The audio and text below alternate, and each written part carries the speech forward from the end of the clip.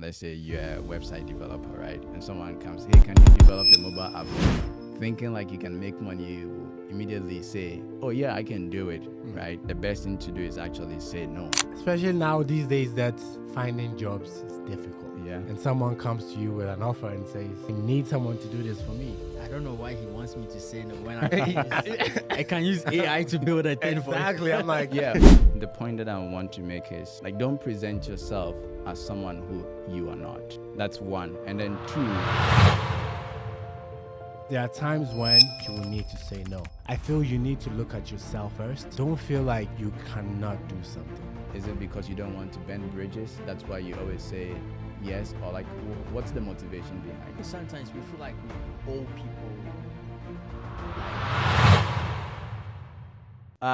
Today I'm here with Ken and D-Tech. We're going to talk about something very important when it comes to being successful. But introducing the topic, I will ask you, when was the last time you actually wanted to say no, but you said yes just because you wanted to please someone? So today we're going to talk about the power of saying no, or the hidden power of no. I think I can start. Okay. I think the first time, or one time I wanted to say no that I couldn't say no is having you wear this suit me on the podcast. I mean, you look great, but it makes all of us look like, you know, we don't belong here. We Took are you by homeless. surprise. All right, so that's what we're going to talk about, the power of actually saying no. And so I will just start, like one of the, when I thought about this topic, one of the videos that I saw was the CEO of Apple. The CEO of Apple. What's his name? Steve Jobs. Okay. Or like that, this was like the old video, like 2000 and something. And he was talking about how they switched their mentality from focusing on what to do, and then instead of focusing on that, they switched to what not to do. Okay. And so like he was saying, basically what he was saying was innovation is actually saying no a bunch of times until you actually make it. Like this is just paraphrasing from what he said. And I think that's very important when it comes to being successful. Like sometimes we always want to say yes, even when we are not comfortable with something. For example, if you have a business and you are skilled in one particular thing, let's say you're a website developer, right? And someone comes, hey, can you develop a mobile app for me? Like thinking like you can make money, you will immediately say, oh yeah, I can do it, right? But I think the best thing to do is actually say no to that offer, and strategically maybe refer the person to someone who is actually specialized in that area or skilled in that particular thing. So I think that's very important when it comes to being successful. We need to learn how to say no in a very tactical way and not bend bridges, but also focus on what we are actually good at. Yeah. I just wanted you to land first. Yeah. You know? You can go ahead. Especially now these days that finding jobs is difficult. Yeah. And someone comes to you with an offer and says, I want you, or I need someone to do this for me. I don't know why he wants me to say no when I can use AI to build a thing for Exactly. I'm like, Yeah, but like, you know, what you risk is the authenticity, right? So like saying yes to something you're not skilled in and trying to rely on AI. these days. Yeah, trying to rely on AI and even like saying, oh, maybe you like outsource it to someone else so like you get a cut. So you mentioned that, let's say the example you gave was if you're a website developer, right? Now in the website developer, there is a rule. They say mobile first. So if you are designing something and you are considering mobile first, you should have the knowledge to build an app. Yeah, but mobile first approach is different from building a mobile application. You can use that to build a mobile application. Like what? Can you go So more mobile into details? first, right? I'm building a website for, let's say, the Tech Foundation, and then I consider mobile first. And I see that, oh, okay, this is how it will appear when I use a mobile phone. Now, right now, we have so many AIs that can help you. If you put that code and be like, hey, considering mobile first, can you please convert the code into mobile application and consider all the functionality of a mobile app and whatever, you know, for all the platforms and whatever, key it in. it is going to build it for you.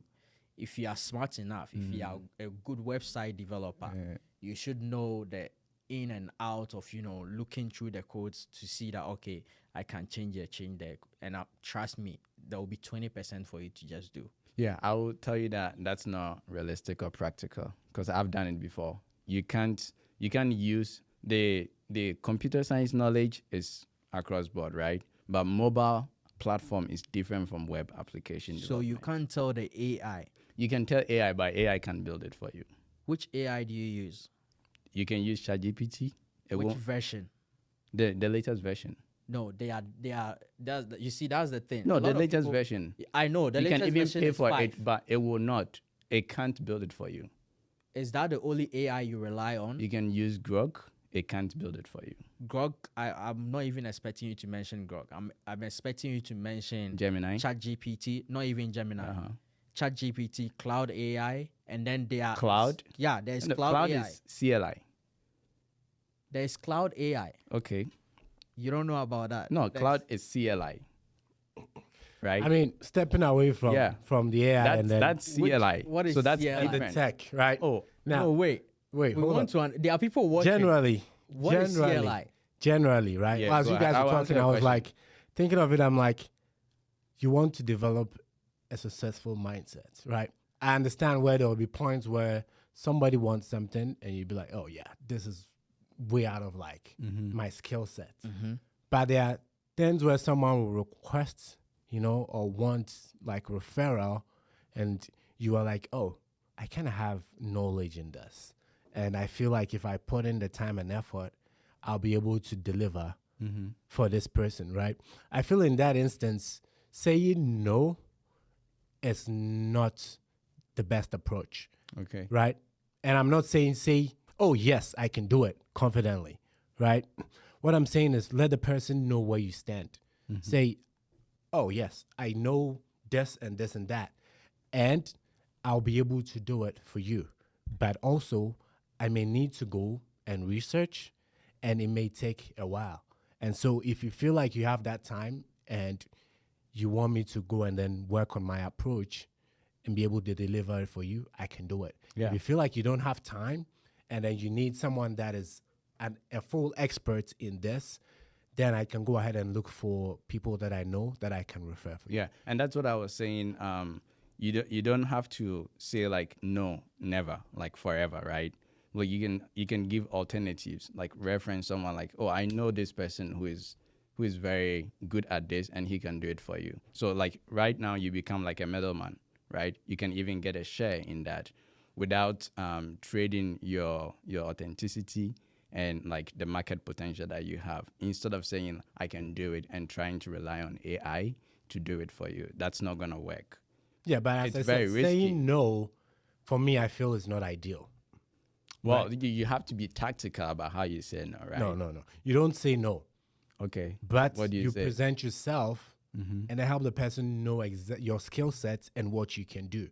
Be honest with the person, right? It's like, as you're saying, you need to have that authenticity with that person so that it's not like, oh, I said I'll be able to do it, and then the person's like, oh no, you are not able, you are not capable of doing it, right? Let the person know, oh, I can do so and so, and it may take a while for me to provide that solution, but I can work on getting it for you. Do not sell yourself short, by saying no. And that's what I feel. And psychologically, it's not selling yourself short. For example, if you do like an interview with a company and they tell you no, is that the end of the world? Are you selling yourself short? No. The company told you no. Yes. But you went for the interview in the first place. Yeah. Right? I mean, you did not say no to the company, but the company said no to you. Yeah. If they had come to you and then you looked at your resume and like you looked at the experience you had and you were like, oh, I will not be able to do this, so I'm not even going to interview in the first place, I feel you sold yourself short. Yeah, but what the point that I'm trying to make is you don't I've lost my train of thought. But what I'm trying to say is that you don't like say yes just because there is a possibility. That's just like FOMO. I'm not saying say yes because there's a possibility, right? Let's say there's a job opening and I want to apply. and then it requires for me to have about 5 skill sets. And out of that 5, I have 3. I lack in the 2. I'm going to put on my resume that I have be able to achieve these 3 skills. Which everyone has done before. Yeah. Yeah, I mean, and I like, don't have this nobody too. knows everything. And I don't have this too. But I guarantee you that if you employ me, I'll be able to work on gaining this too so that I can provide that value to the company. Right? That's what I'm going to give you. Yeah. I'm not going to say, oh, you require all this 5 and I don't have all that 5. And so I'm not going to apply for that job. I think the point that I want to make is you don't present yourself as someone who you are not, right? That's one. And then 2, you don't just say yes to something you can't deliver. You can say, oh, I can do this, just like the example you gave. I can do this, but this is where I stand. Usually when it comes to businesses, like let's say you have a product or you deliver some specific service, right? And someone comes to you because you're popular. Someone comes to you and say, hey, I know you're very popular in this, but I have something else that I want to present to you. Can you do it? That's what I'm talking about, like saying, oh yeah, let's say you deliver, you provide cloud, like a way for someone to store their documents in the cloud. That's all you specialize in, right? And someone comes to you and say, hey, I want you to do something else very different from what you're doing. Just because you need the money or you think it's hard to find a job, you don't have to say yes. So for me, I want to understand, and I know the viewers they also want to understand. What did you mean by CL? CLI. CLI. Yeah, it's command line interface. You see, that one we all know that command line. That's what Claude is for. No, I'm talking about cloud AI. There is an AI called cloud AI. Spell it. CLAUD. That's what I'm talking about. Claude is for which? For what? It's for command line interface. You can in your terminal. You can Google stuff there. No, Smith, you're talking about. Can you show? Do you have that app on your? I don't have it on my phone. Can you I don't show use it Cloud. to me? Can you Google it and show it to me? I mean, we can do this later on, but Because I'm sure we are talking about 2 different things. I know Cloud Cloud. I know AI. Cloud AI that's owned by Anthropic. Is it? Yep. Yeah. Yeah, and so if it is the same, yes, they do have like apps, and you can also just go like Cloud in the browser, and then just like ChatGPT can enter prompts. But what and I'm get it. telling But I you know is you that are saying that it's also integrated into like development environments where you can use that in the So CLI. that one Yeah, is no, it different. goes- it When you are goes- using the AI, is different. It's just like. Wait, so where do you build a mobile app? See, you can just go to the cloud AI, just like ChatGPT. Be like, hey, build me a mobile app for so and so and so and so. It's going to write all this thing for you, the code for you. And I'm saying that you can, as a website developer, you should have the knowledge to know that, oh, okay, I can change something here, change something there, change. See, if you're a graphic designer, you should know something about how to shoot a video in terms of like where to position the camera, the contrast, the whatever. You have to have all those things in mind because all those things play a key role in graphic design. Yeah. So I'm just giving you an example. Like it's different. Developing an extension like a Chrome extension, building a web application, You're talking mobile about a Chrome extension, Yeah, no? mobile application. It's the same computer science, but they're different platforms. No, but I'm not. So I'm AI talking can't about build it for you. That's what I'm saying. Maybe AI your cannot AI. build it for you. maybe your AI. It can build it. It can. Have you built see, an app with AI before? Let me give you this thing. Places that you can go there and use them. So one, which these are specialized platform for helping you build apps. A typical example, Microsoft Power Apps. What did they use it for? To build apps. You can build apps there. And it's just like Dreamweaver. Those days when we use Dreamweaver to build, it's just drop. Add, that's it. Yeah. There is Builder AI. There is Mendix. These are specialized ones that Yeah, you but can you haven't use. used them, right? See, I have not used them, but I have used Power Apps. I have I've used Microsoft Power Apps before. and I'm going to show you. I will not mention where I work, but this Power Apps, this Microsoft Power Apps, all the apps you are going to see. Yeah. No, because it's confidential. I don't want them to see it, but you are seeing it. All these things are apps, and they were built using Microsoft Power Apps. You can see them. They are all apps. Yeah. So what I'm trying to say, I don't think you understand. Or I understand, but the thing is that what I'm saying is AI can't build a fully fledged mobile app for you. No. As a web developer, even with that knowledge that you have, it can't do it for you. So yeah, it's arguable. Well, we'll let our viewers, share their opinions in the comment section. Yeah. But coming back to that, to this discussion, the power of saying no. I'm like, yes, there are times when you will need to say no. I feel you need to look at yourself first whenever things come up, right? And don't feel like you cannot do something. That's why I feel sometimes people might twist that and feel like, oh, yeah, like I should have the power to say no because I cannot do this. Like, this is not a field or an area where, I've entered in before. I'm just used to this. And I feel when you get used to something, you will get stuck. They're like, yeah, you don't need to be jack of all trades and master of none. You need to find one thing and then specialize in. The world these days, it's so developed, that you don't just need to be a master of one thing. You need to be able to have knowledge in so many different areas, like finance, like personal grooming.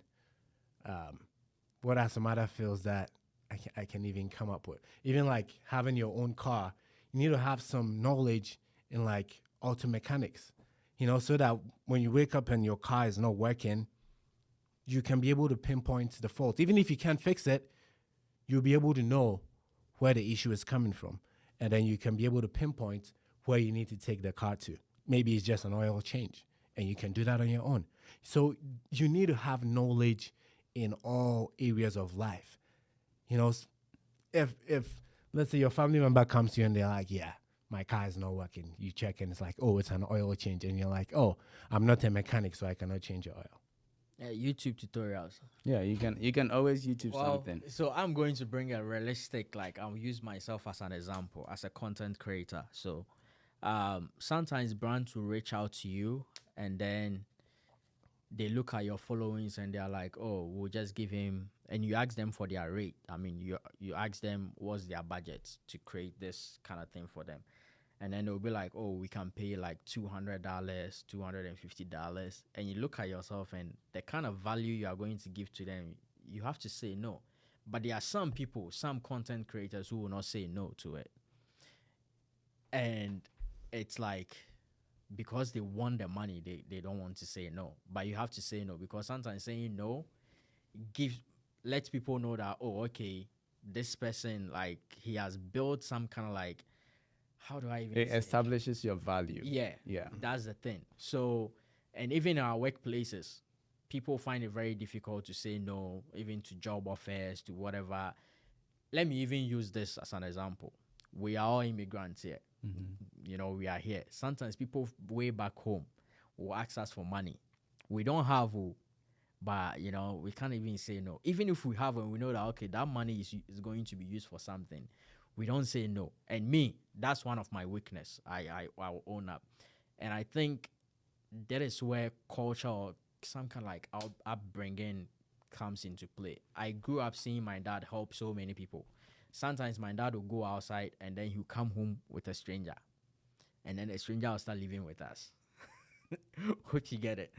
So, like, when someone come online and be like, hey, I need you to help me with this, my house is this and that, even if you don't, see, there was a time in school, BYU Idaho, that I had only $100 in my account.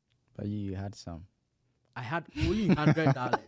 And the kind of story the person shared with me, You I sent give it the on person on 100. Hey. $80 and then took $20. And the reason why I took that $20 was because I was going to buy rice from Walmart so that I can, do angwamo, like oil rice. At least I've helped the person and I'm also trying to survive. I should have said no in that instance because I knew I had no one coming to give me money to do this. So But did you survive? I tried. He's still You alive. survived. So I'm still here. you could do it. So I think the question I want to ask you guys is it because of the fear of missing out? Like, is it because you don't want to bend bridges? That's why you always say yes, or like what's the motivation behind that? I think sometimes we feel like we owe people, like, for the example I shared, I feel like we owe people, the people that we grew up with, we owe them something. But honestly, we don't owe them anything. Right now, we are all living our lives. The fact that I'm here doesn't mean I'm so successful to the extent that anytime you ask me for money or you ask me for something, I can just, go to my backyard, plug the money, and then give it to you. No, it's not like that. Some of us also have families here. Even back home, we also have families back home that we take care of. So, I don't know. I feel people understand that. And I also feel that right now I'm trying to develop that courage of saying no because that has been my weakness. Yeah, I was listening to Oprah Winfrey, and she mentioned that like she also struggled with that, like trying to say no to people, and what she realized, just like you mentioned, her thought was like, oh, maybe I grew up with this person or I know the person, so I need to be nice to the person. I need to be kind. She didn't have any boundaries, and she didn't want to offend people. And later on, she realized that people, they are aware of all these things. That's right? true. They already know that, yeah, this person doesn't owe me anything. If he or she is nice to me, it doesn't really change our relationship. But they will try. They'll try and ask you for stuff. And that's when you need to discern, like, okay, is this the best time to say yes or no? Yeah. Once again, I'm like, there are times when I'll say no. Like if someone is like, oh, I need a doctor, I cannot come and say I'm a doctor. You know? You can use ChatGPT. I can use ChatGPT to save you. You know, I'm not going to do that. I'm not going to risk that, right? But things that I feel I my capacity to be able to do, definitely I'll let you know what I can do and to what extent I'll be able to do that then, right? I don't feel saying no to me, like telling people no is like, I don't even care about bridges. I'm like, yeah, let them burn. We can build other bridges elsewhere, right? Because it's like, yes, it's an opportunity and I need to be able to grow myself. I need to be able to challenge myself and then see what I'll be able to do. If people come and then they are like, oh, they need help, I'm like, okay, yes, I'm also struggling. I feel like I also need help. But then if I look at myself and just as Elijah said, like, I can give you $80 and then survive on the 20, I will do it.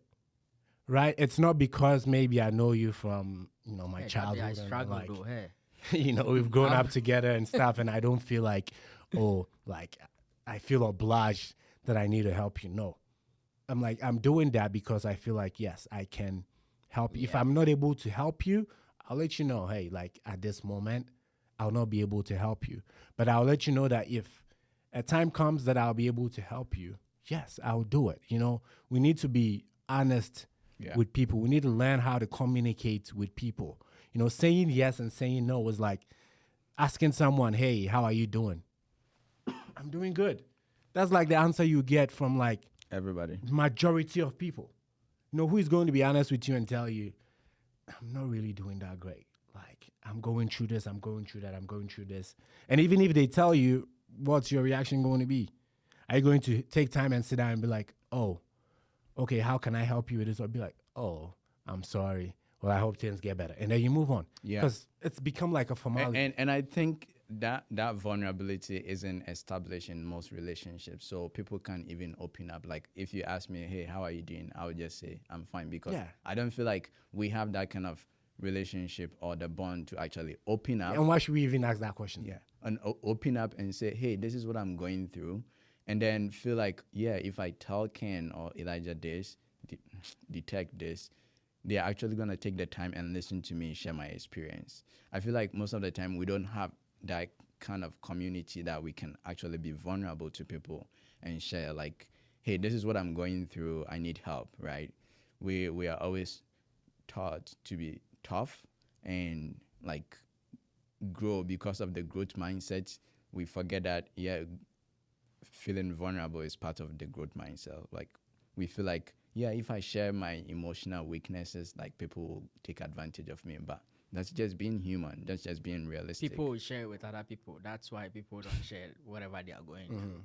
Some Yeah. people will just carry it and then away. Yeah, that's why I'm saying, like, that trust is not built, right? In most relationships, like, we don't know when we need to be confidential and when we need to, like, share information with other people, like where we are, who we are sharing with, and what we are sharing. Like, it's so subtle that we don't think about those things, and so we just communicate, right? We don't really think through what we are telling people or what we are taking in. And I feel it's not an easy mindset to break away from, though. You know, and even like you have people tell you when you have like opportunities come up and then you say no, the same person that brought up the opportunity might go and tell people that, oh, you know, I went and told this person I needed someone to do this, and the person was like, oh, no. You know, it's like they are not serious enough. Yeah. You know, you could have said, oh, I can do it, and then, you know, try and then do it for me, but they said no, you know? And so all those things kind of put us in that mindset where sometimes we force ourselves. And that's why I said, look at yourself first. You know, it's hard to do that when you have like all these external forces around you that you look at when something comes up, right? Instead of sitting down and thinking, you're like, oh, what's this person going to think about me?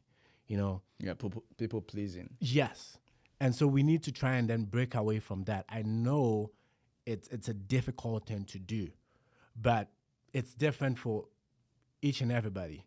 You know, we need to sit down, assess ourselves, see what is not working, and then try to fix that, you know, so that when it comes a time for us to say no to things, we'll be able to say that in a way that's not going to make us feel disappointed, but it's going to make us feel confident, you know, that we're able to say no. Yeah. Do we even know what deserves a yes and what deserves a no? That's a good question, and I was thinking about that too. Like, before I answer your question, I was doing some research about this topic, and they talked about like the never say no, but find a way to actually Sugarcoat it. not sugarcoat, like provide an alternative, right? That's what they were saying in the book. I've forgotten the name. It's right here, but we'll put it in the link. That we need to be very crafty when it comes to like situations where we need to discern, okay, is this a yes or a no?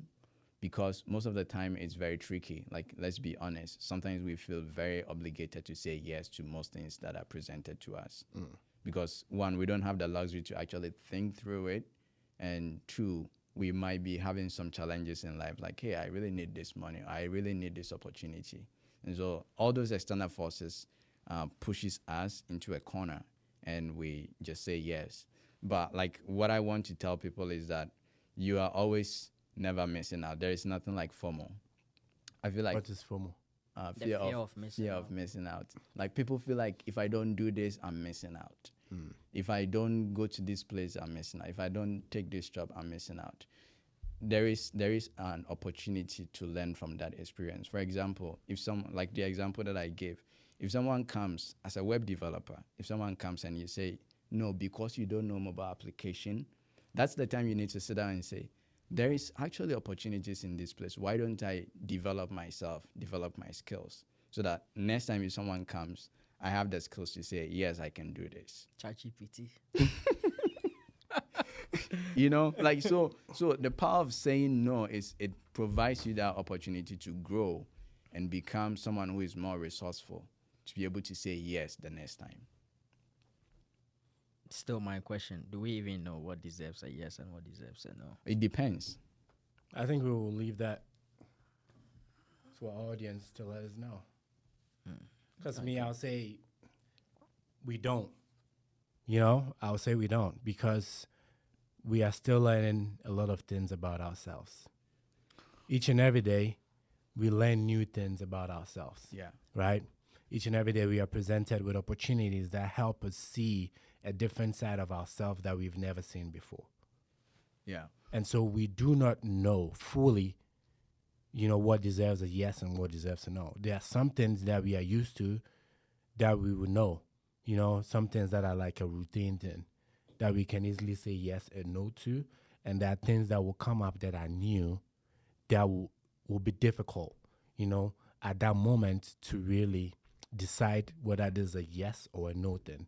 And with those things, I feel we need to take our time. We need to be patient, and in order for us to be able to realize whether there's a yes or there's a no thing. We don't just need to jump in and then be like, oh, yeah, this is a yes or this is a no. I think sometimes we know, but because of circumstances, we end up saying yes.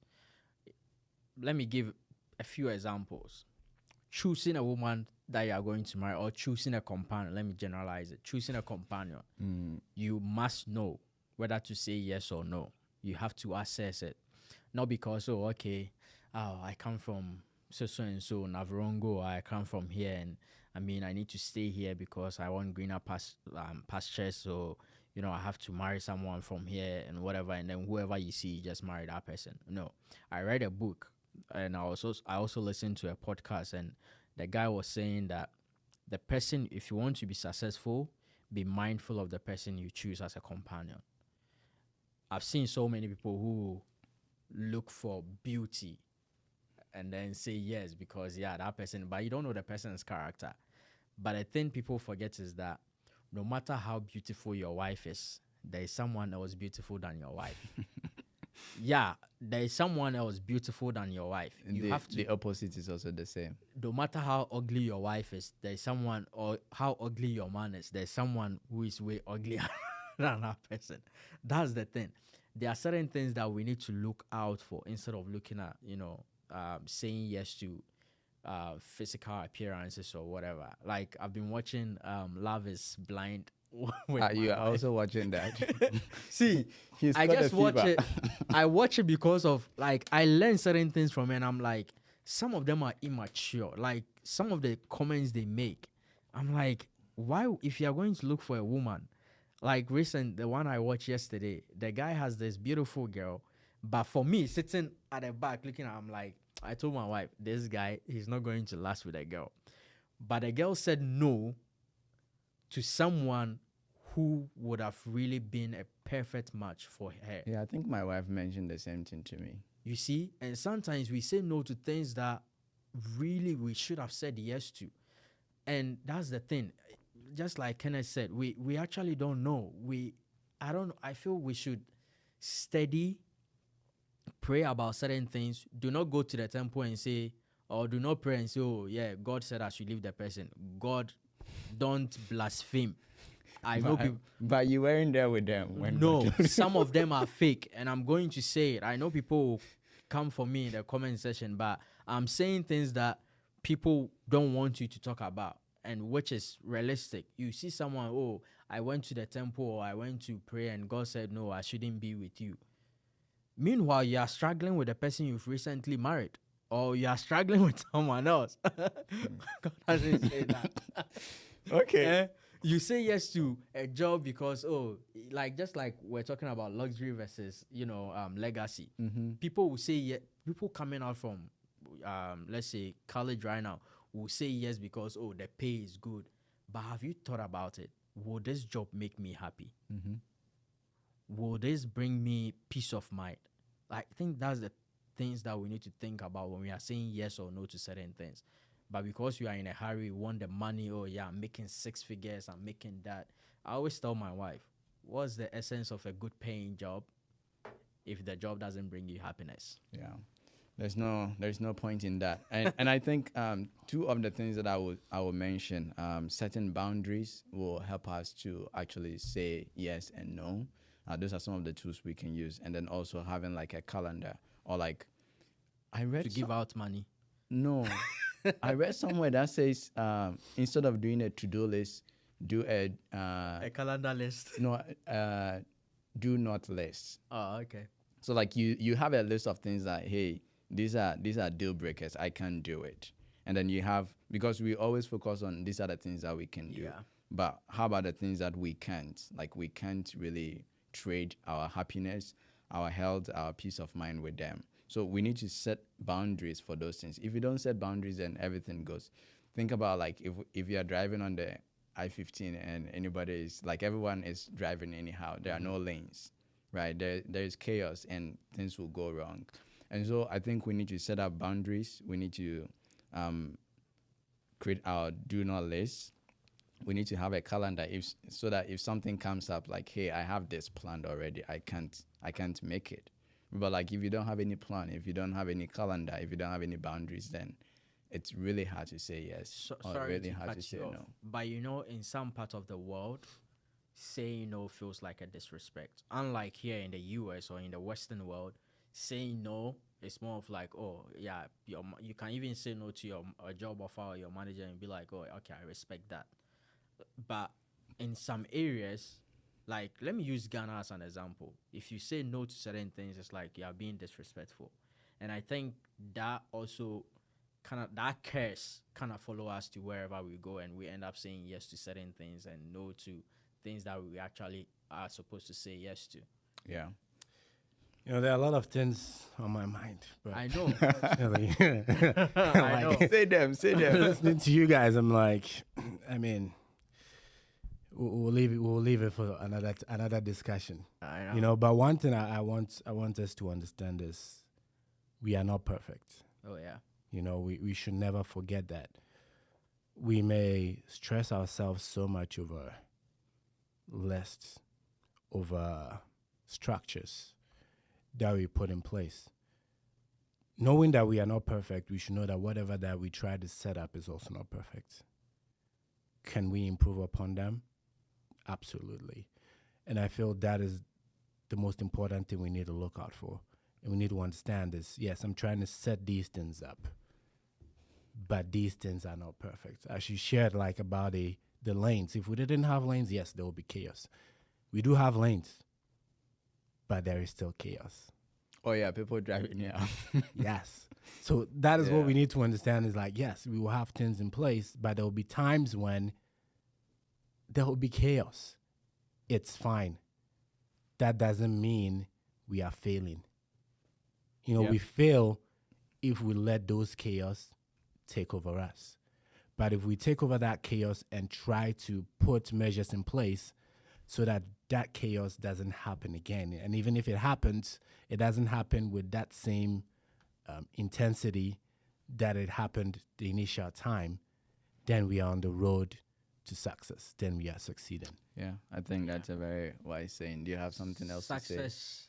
Just know that success always requires discipline, and discipline requires certain boundaries. And sometimes those boundaries mean saying no to people, but you have to be strategic in saying no. Yeah. If you have to say no raw, just say no raw. That's it. Let it go. If you bend bridges, just let it go. Yeah. Nipa cry then. All right. Thank you guys for the thought. To you guys, what is something that you can practice this week to say no to or to say yes to that will help you in your business, in your relationships, as far as your career is concerned, in your healthy lifestyle, like anything that you can say no, think about it, or say yes to that will help you grow. Say no to soda. Think about it. I don't know what this guy has with soda, but he's always against soda. Anyway, this is the Success Mindset podcast. Today I was here with Kenneth and Detect, and we talked about the power of saying no, something that people don't really like talking about it. And I hope that you subscribe and like this video so that you can get more of this content coming from us. And until then, we'll see you again. Take care.